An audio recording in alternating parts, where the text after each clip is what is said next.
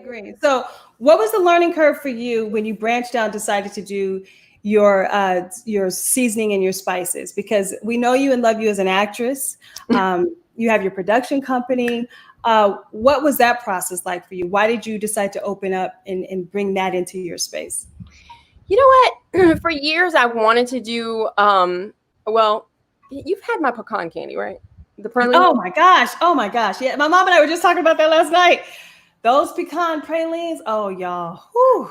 So there you have it. When I was in Dallas in advertising, I had this crazy idea that one day, excuse me, one day I would actually package them and sell them and stuff, because I would bring them as treats, whenever we were done with a project or somebody was like moving on to another job. So I would bring them in. I had such an amazing response to them. I was like, man, I need to put these on the shelf. I would just talk about it. But then when I got to California, the seasonings came about because everybody was so holistic and they were vegan and they were this, that, and the other. And I was just like, okay. You trying to clown us, LA folk? Yeah, I'm trying to clown y'all. Like, oh, be one with it. Yeah. So then I was like, well, I got to get on the bandwagon somehow. I was like, I ain't going to change what I eat, but I might change what I put in it. Okay. So I love that. I love that. I was like, I'm not going to necessarily get rid of my rice and gravy, right. So I mixed some stuff up, and I wanted to, everybody has diabetes. Everybody's got high blood pressure. So I took down the salt. I took down artificial, ingredients and stuff. And I mixed my own stuff. And I put it in a little plastic container in the kitchen. Okay. So years down the line, I meet Jannard and his wife. What do you call it? I think it was on the Tom Joyner cruise.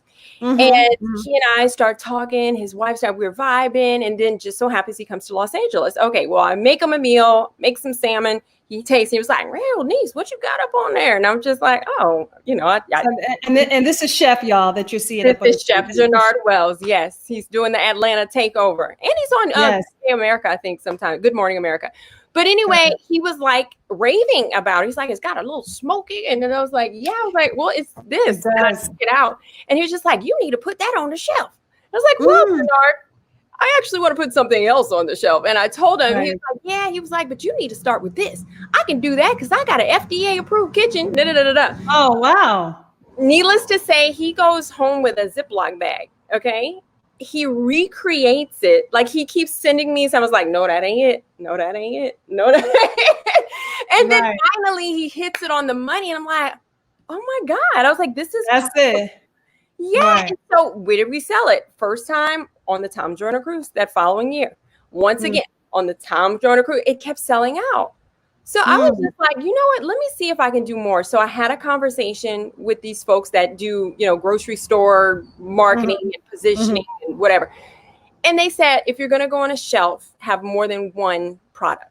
They were like, you want to take as much of that shelf space as possible so they notice you. Seasons in Louisiana, there's a whole wall from top to bottom. Right. See, you want to have at least 3 products on that shelf so you can catch their eye. Got it. Okay. And so that's kind of where the seasonings came from. But again, this is the branding and the marketing and the learning curve that I need to go to something perishable. Got it. You can put a seasoning on a shelf for, 3 or so years. I'm not doing that to y'all. Okay. I'm just saying. Right. You can put a seasoning on the shelf for 3 years. Pecan candy, you got a week or 2 max. Right. Yeah. And I had a day because I think I ate that whole box that you gave me.